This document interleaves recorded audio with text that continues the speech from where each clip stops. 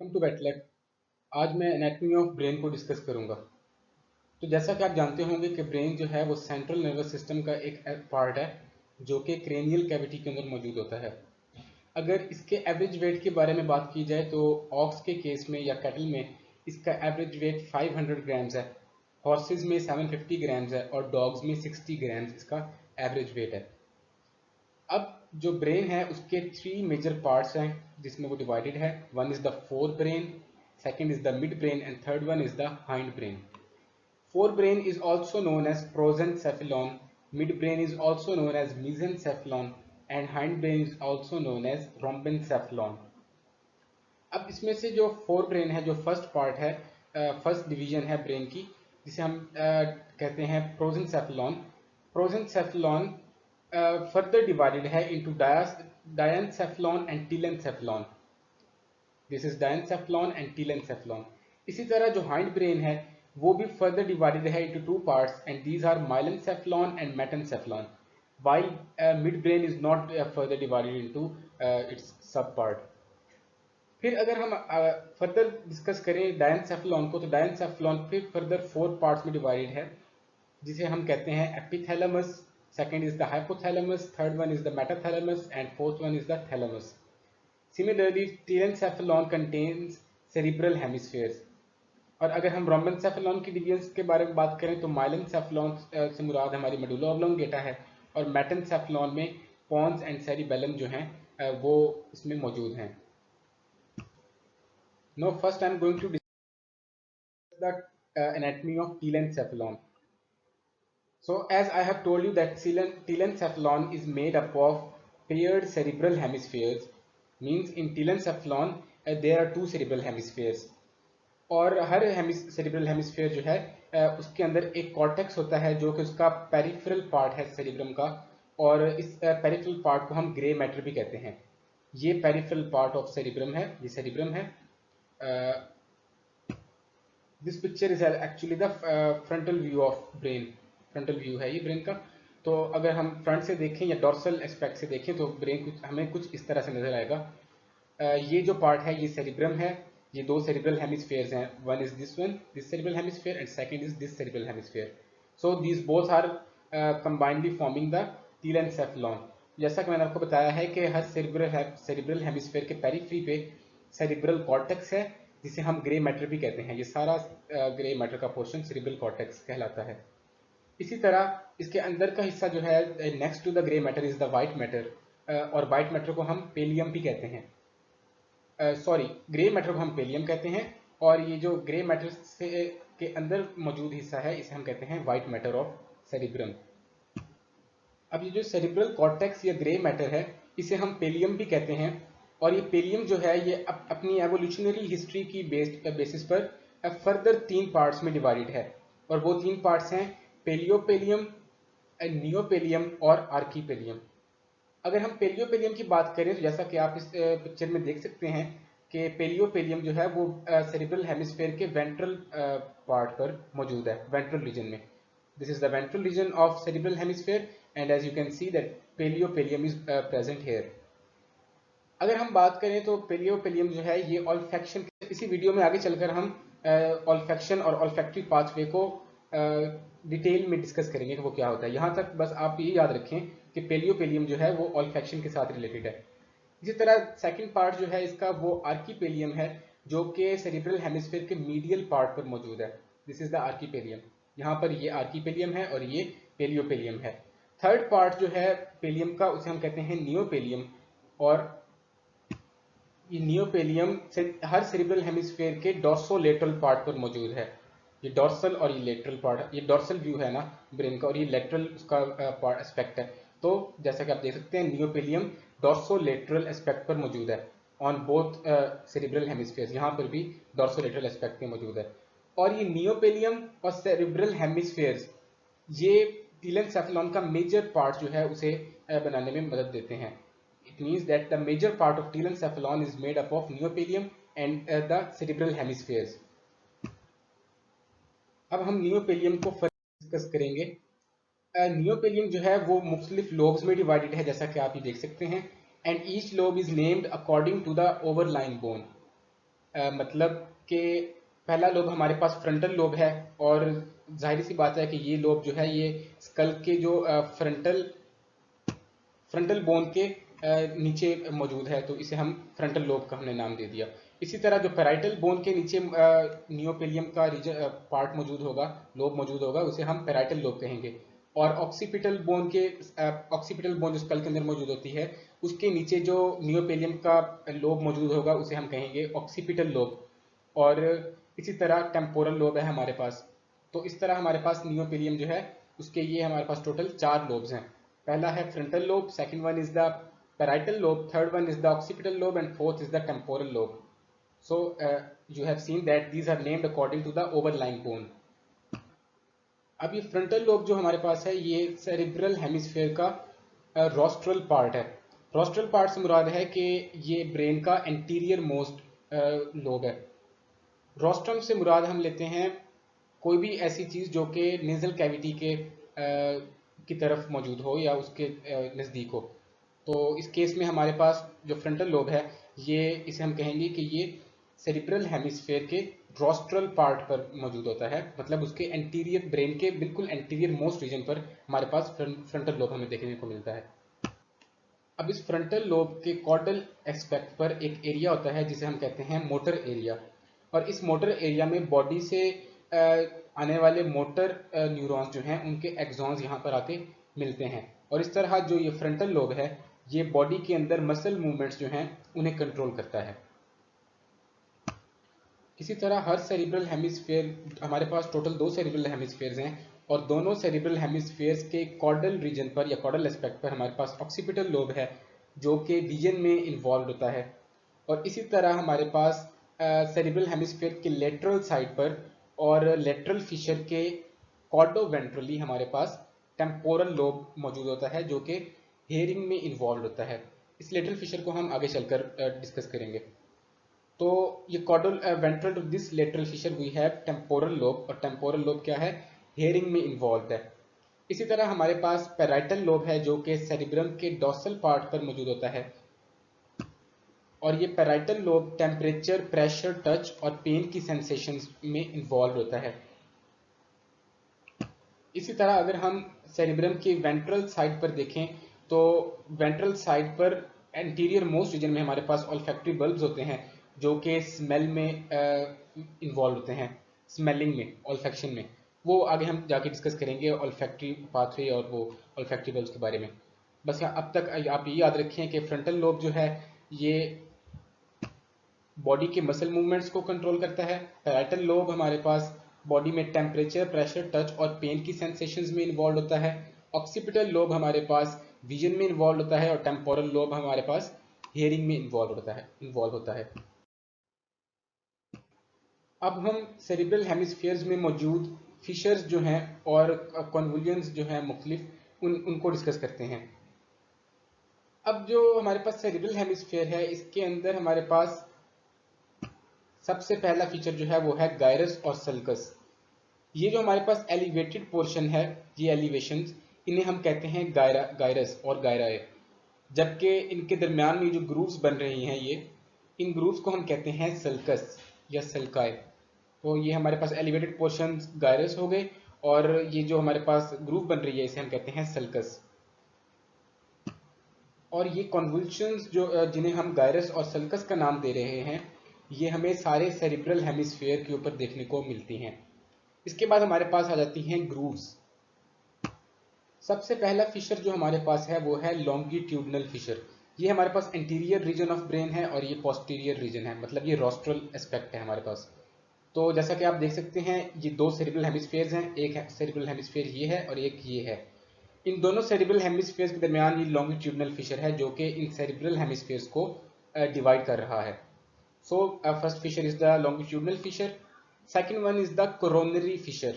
Coronary fissure भी हमारे पास brain के रोस्ट्रल एस्पेक्ट पर मौजूद होता है, और ये ब्रेन को लॉन्गिट्यूडनल प्लेन में ये भी ब्रेन को डिवाइड करता है, लेकिन सिर्फ ब्रेन के रोस्ट्रल या एंटीरियर मोस्ट पार्ट को लॉन्गिट्यूडनल प्लेन में डिवाइड करता है, होल सेरिब्रल हेमिस्फीयर को डिवाइड नहीं करता। जबकि हमारे पास लॉन्गिट्यूडनल फिशर जो है वो दोनों सेरिब्रल हेमिस्फीयर्स को आपस में डिवाइड कर रहा था।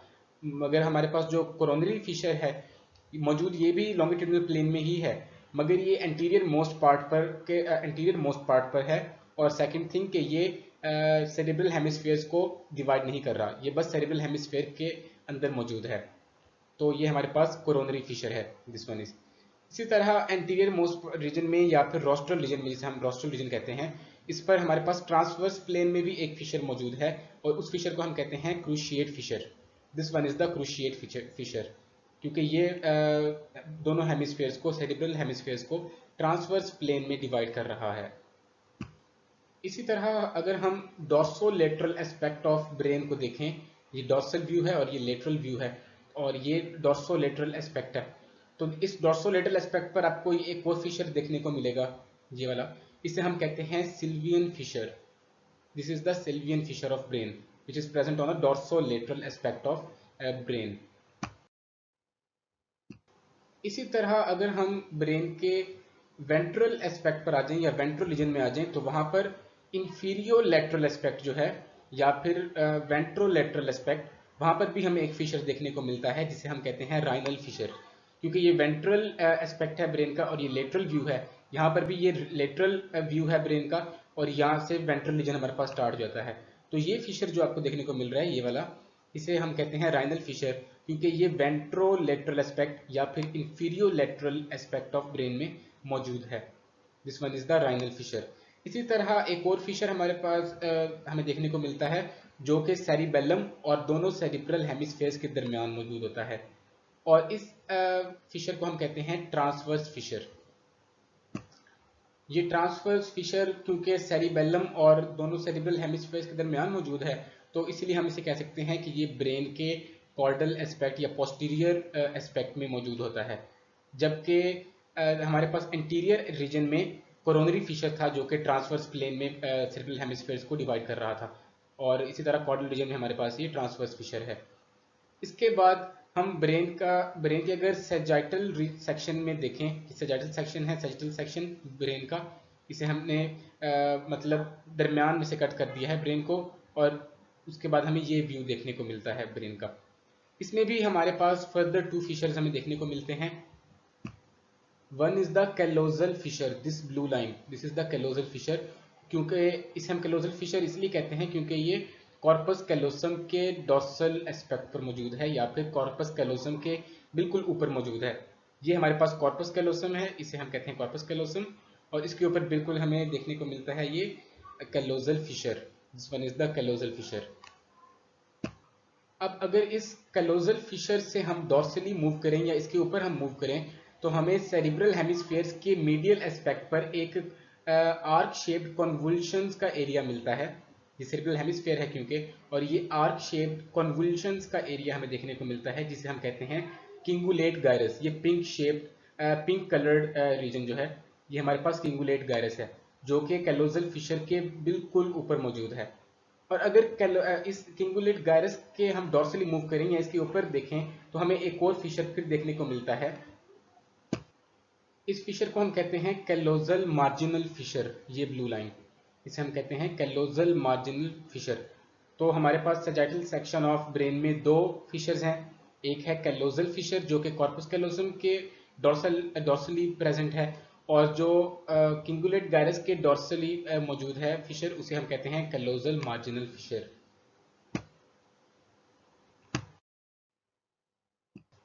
अब अगर हम ब्रेन के वेंट्रल रीजन में देखें, तो वेंट्रल रीजन जो है ब्रेन का, उसके रोस्ट्रल एस्पेक्ट पर हमें एक ओवल इलोंगेटेड स्ट्रक्चर देखने को मिलता है, और ये ओवल इलोंगेटेड स्ट्रक्चर ब्रेन के दोनों सेरिब्रल हेमिस्फीयर्स के रोस्ट्रल एस्पेक्ट पर मौजूद होता है। एक ये हमारे पास वेंट्रल व्यू है ब्रेन का, ये एक हमारे पास सेरिब्रल हेमिस्फीयर है और दूसरा सेरिब्रल हेमिस्फीयर है।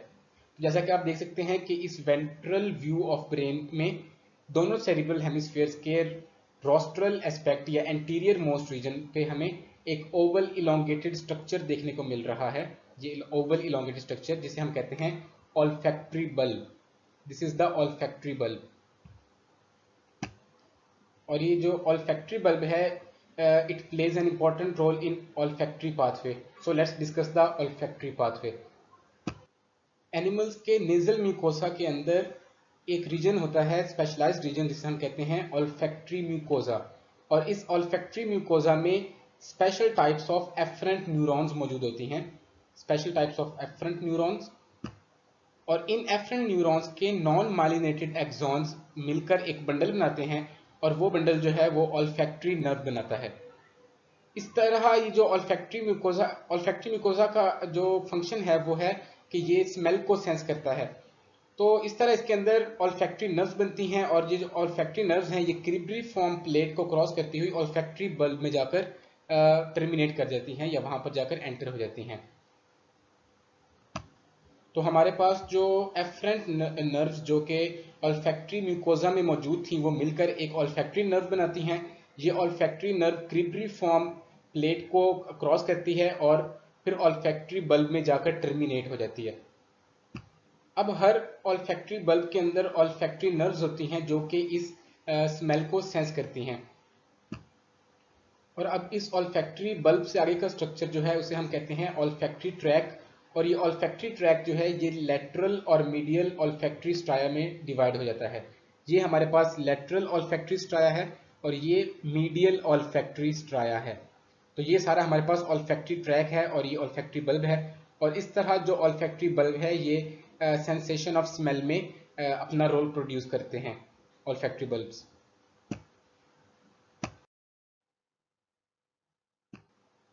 अब हम हर सेरिब्रल हेमिस्फीयर के अंदर मौजूद इंटरनल स्ट्रक्चर्स को देखते हैं। ये हमारे पास ब्रेन का फ्रंटल सेक्शन है। फ्रंटल सेक्शन या डॉर्सल एस्पेक्ट से अगर हम ब्रेन को देखें तो हमें कुछ ऐसा नजर आएगा।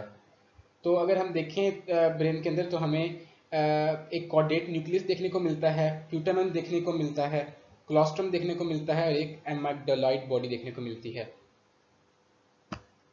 अगर हम कॉर्डेट न्यूक्लियस की पोजीशन के बारे में बात करें तो we can say that this caudate nucleus is present on the rostral part on the floor of lateral ventricle. असल में हमारे पास ये रोस्ट्रल रीजन है, ये कॉर्डल एस्पेक्ट है, ये पोस्टीरियर एस्पेक्ट है, और ये डॉर्सल व्यू है हमारे पास सारा सेरिब्रल हेमिस्फीयर का।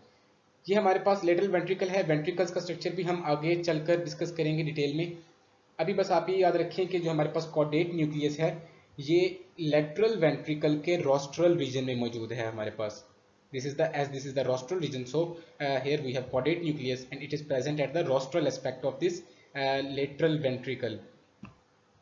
अब इसके बाद सेकंड स्ट्रक्चर जो हमारे पास है वो है प्यूटामेन, और अगर हम इसकी पोजीशन की बात करें तो हम कहते हैं कि प्यूटामेन जो है ये lateroventral to the caudate nucleus इसकी पोजीशन है।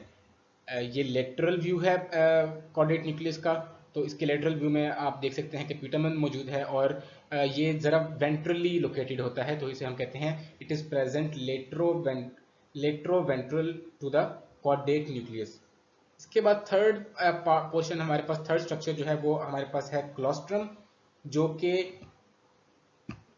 जो कि इस प्यूटामेन के बिल्कुल लेटरली या उसके बिल्कुल साथ मौजूद है at the lateral aspect of putamen हमें क्लोस्ट्रम देखने को मिलता है।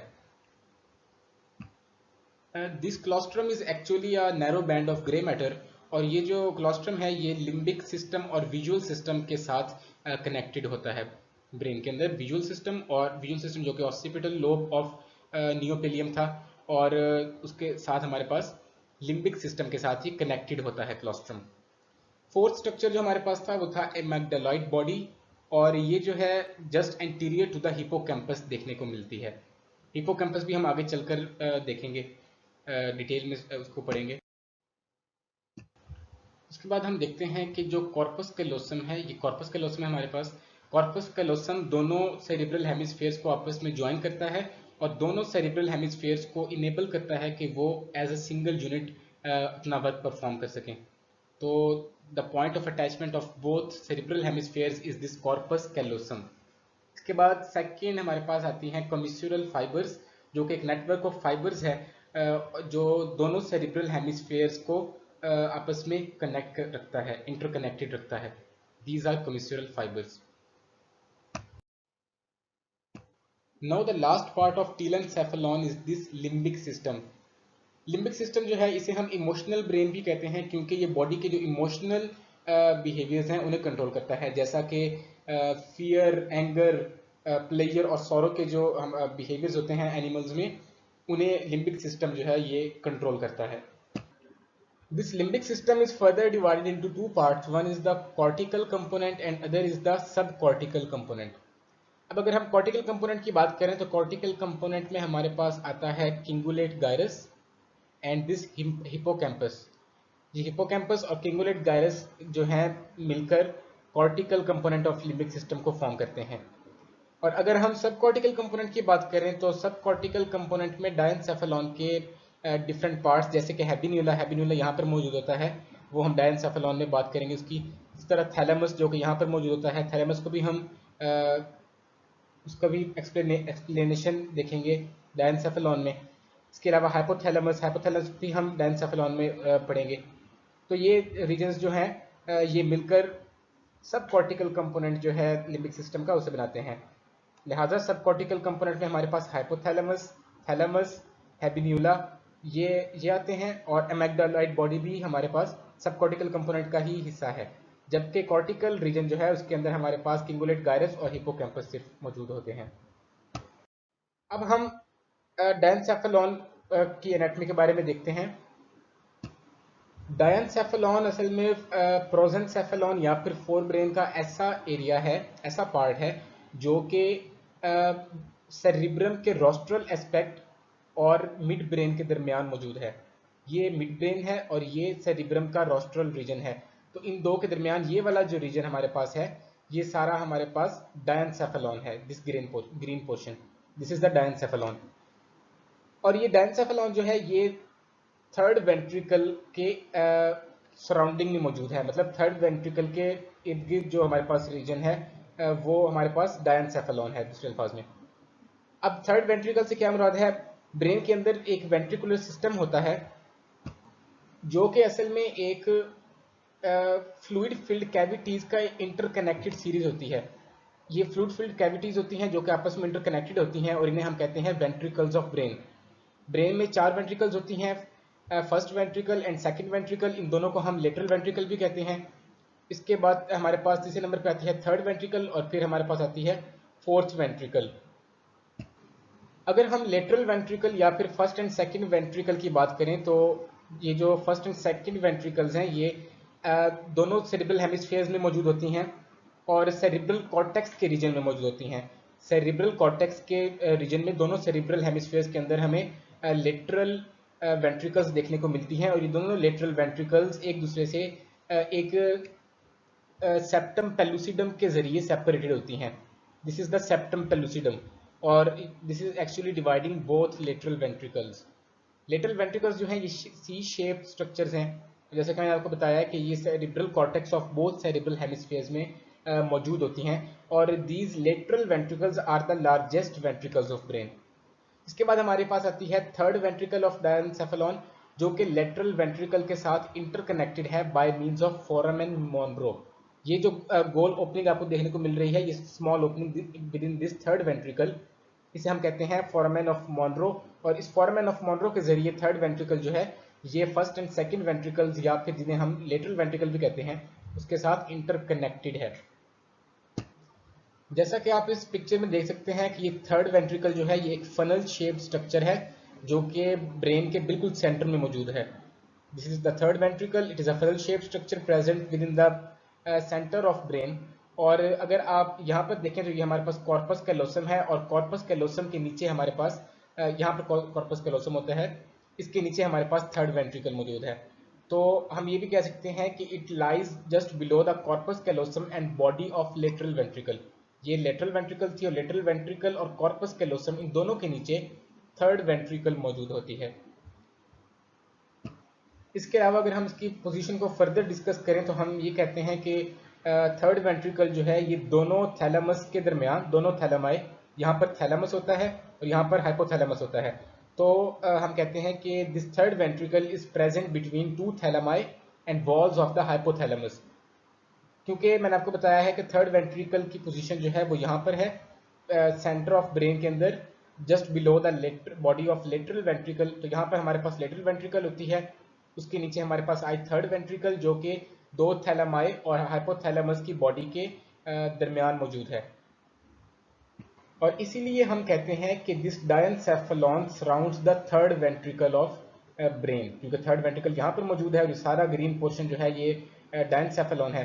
तो यहाँ पर हम इसे कहते हैं कि this diencephalon surrounds the third ventricle of brain.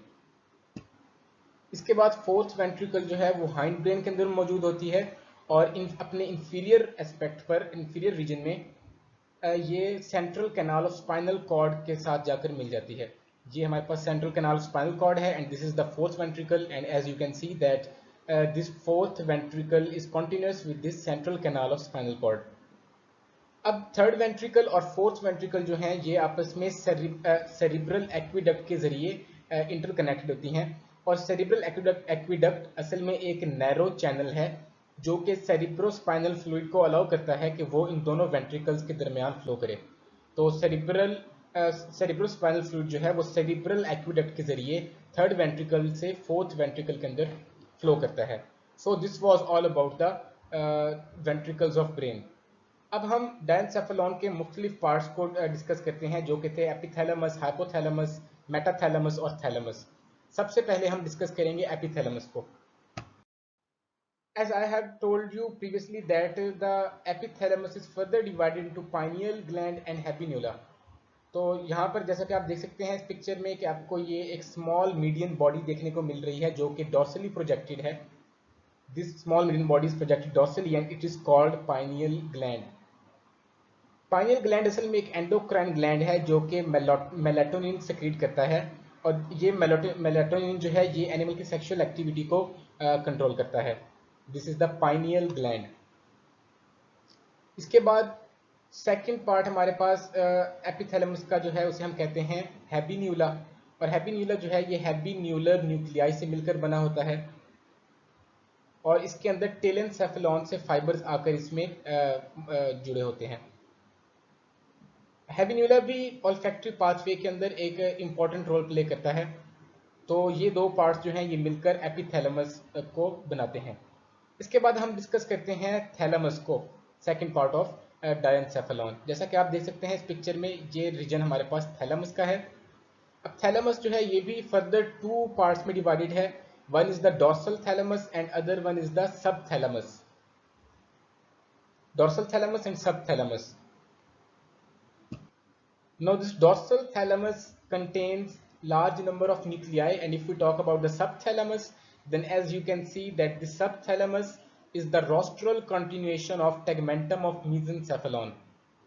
ये हमारे पास mesencephalon है, ये एरिया, ये छोटा सा एरिया mesencephalon या फिर मिड ब्रेन।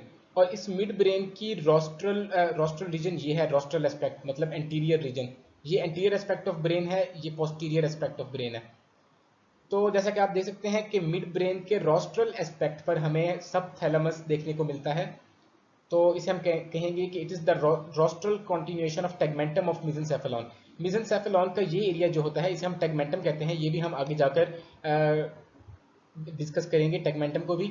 अभी आप बस ये याद रखें कि जो मेसेंसेफेलॉन का टेगमेंटम है उसकी रोस्ट्रल कंटिन्यूएशन को हम सब थैलेमस कहते हैं, जो कि असल में ये एरिया बनता है सब थैलेमस। सब थैलेमस जो है ये एक रिले स्टेशन का काम देता है। मतलब ये मिड ब्रेन और थैलेमस जो है उसके दरमियान कनेक्शन के तौर पे मौजूद होता है, या रिले सेंटर के तौर पर, रिले स्टेशन के तौर पर मौजूद होता है। अब अगर हम सब थैलेमस की एग्जैक्ट पोजीशन की बात करें तो हम कहेंगे कि सब thalamus is present just beneath the posterior end of thalamus. ये थैलेमस है, ये थैलेमस का पोस्टीरियर एंड है और इस पोस्टीरियर एंड के बिल्कुल नीचे या वेंट्रल या inferior to this posterior end of thalamus subthalamus is present. और दूसरी अगर हम इसकी बात दूसरे तरीके से इसकी पोजीशन को डिफाइन करें तो हम कहेंगे कि it is present just behind the hypothalamus और अबव द सेरिब्रल पेडंकल्स। ये हमारे पास हाइपोथैलेमस है जैसा कि आप देख रहे हैं, और हाइपोथैलेमस के बिल्कुल पोस्टीरियर एस्पेक्ट पर आपको ये सब थैलेमस देखने को मिलता है।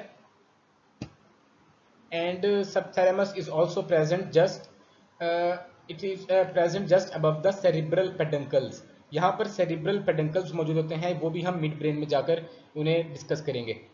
तो इसकी एग्जैक्ट पोजीशन क्या बनी कि it is present just inferior to the posterior end of thalamus thalamus के पोस्टीरियर रीजन के बिल्कुल नीचे, उसके बाद हाइपोथैलेमस के पोस्टीरियर एस्पेक्ट पर, हाइपोथैलेमस के बिल्कुल पीछे, और सेरिब्रल पेडंकल्स के बिल्कुल ऊपर। ये हमारे पास सब थैलेमस की पोजीशन है, एनाटॉमिकल पोजीशन।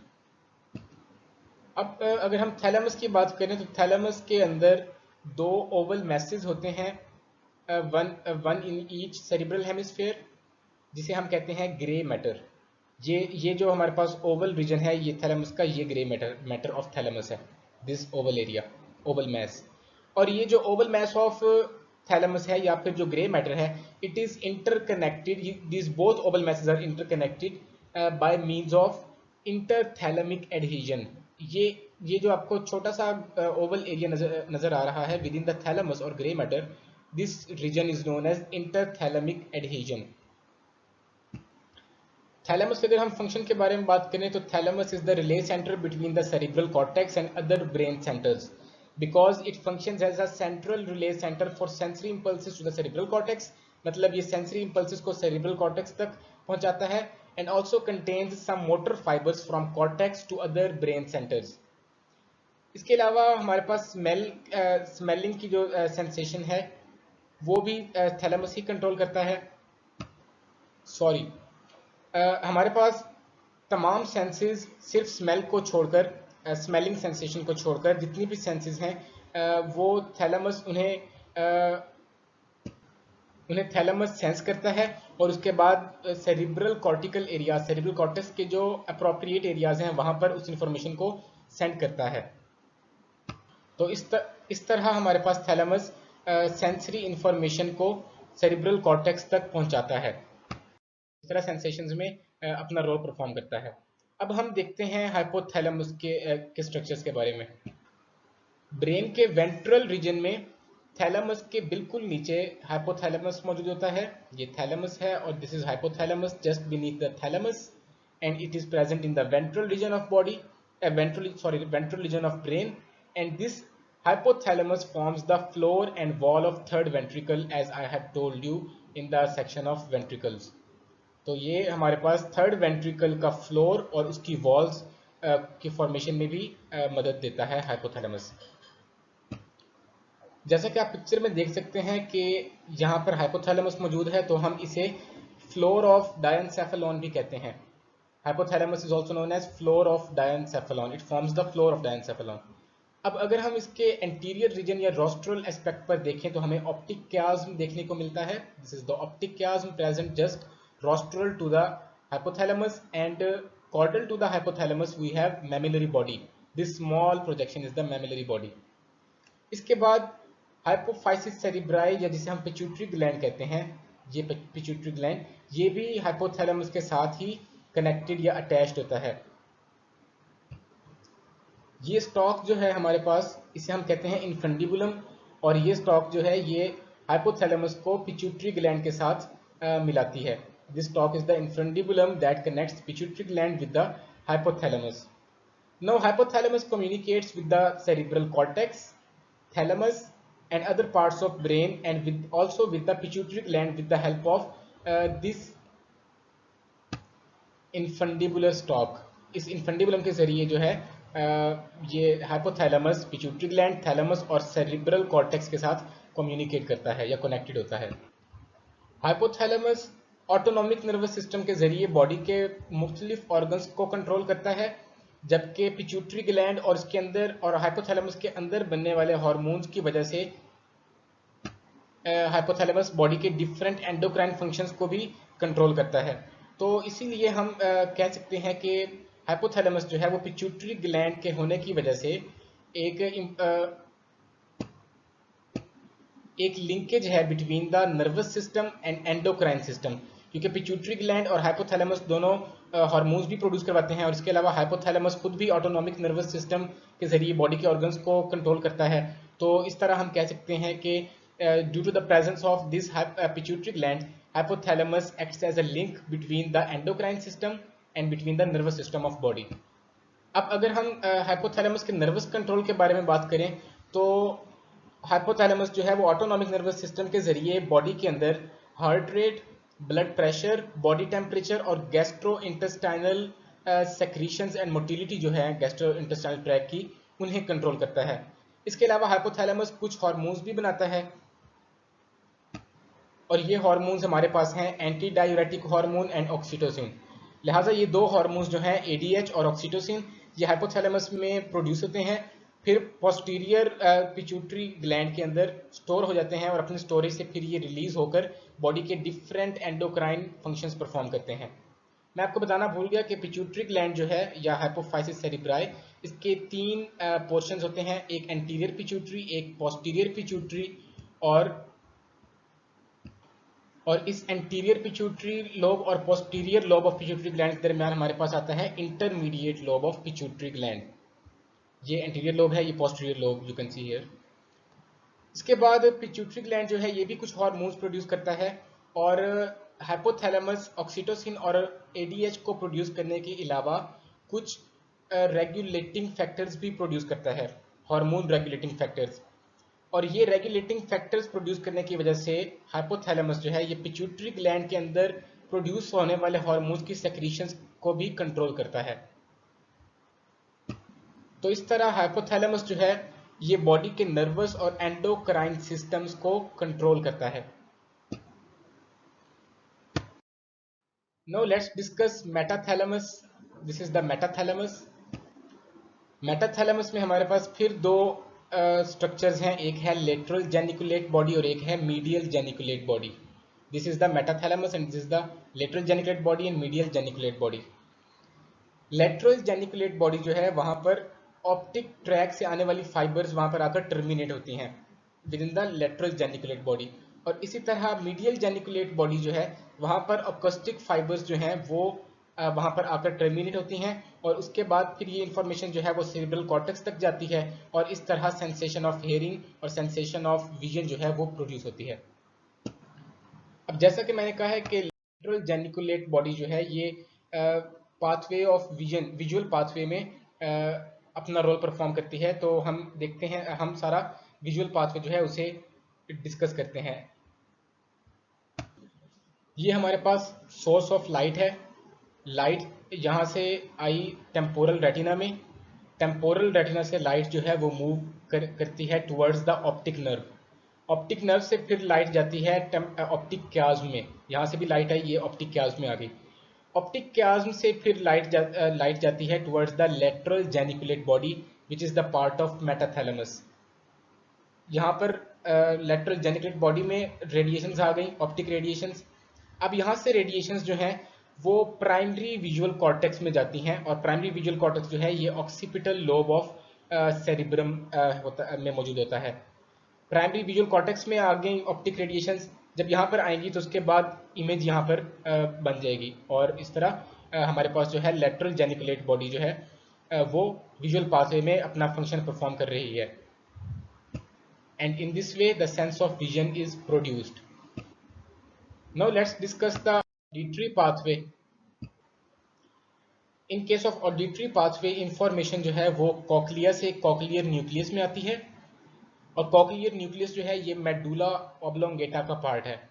तो इंफॉर्मेशन कॉक्लिया से जो ऑडिटरी पाथवे की इंफॉर्मेशन जो थी वो कॉक्लिया से आई कॉक्लियर न्यूक्लियस में, फिर इंफॉर्मेशन जो है वो सुपीरियर ऑलिव में ट्रांसफर हो गई, सुपीरियर ऑलिव से इंफॉर्मेशन जो थी ऑडिटरी इंफॉर्मेशन वो यहाँ से होती हुई इंफीरियर कॉलिकुलस में आई, इंफीरियर कॉलिकुलस भी मिड ब्रेन का पार्ट है, फिर इंफीरियर कॉलिकुलस से होती हुई इंफॉर्मेशन जाती है मीडियल जेनिकुलेट बॉडी, और मीडियल जेनिकुलेट बॉडी जो है ये हमारे पास मेटाथैलेमस का पार्ट है।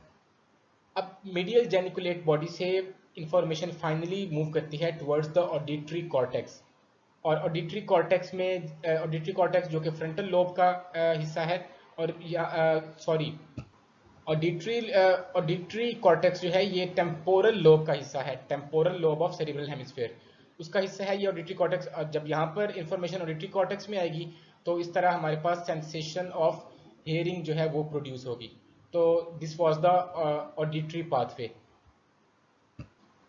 So this was all about the anatomy of forebrain.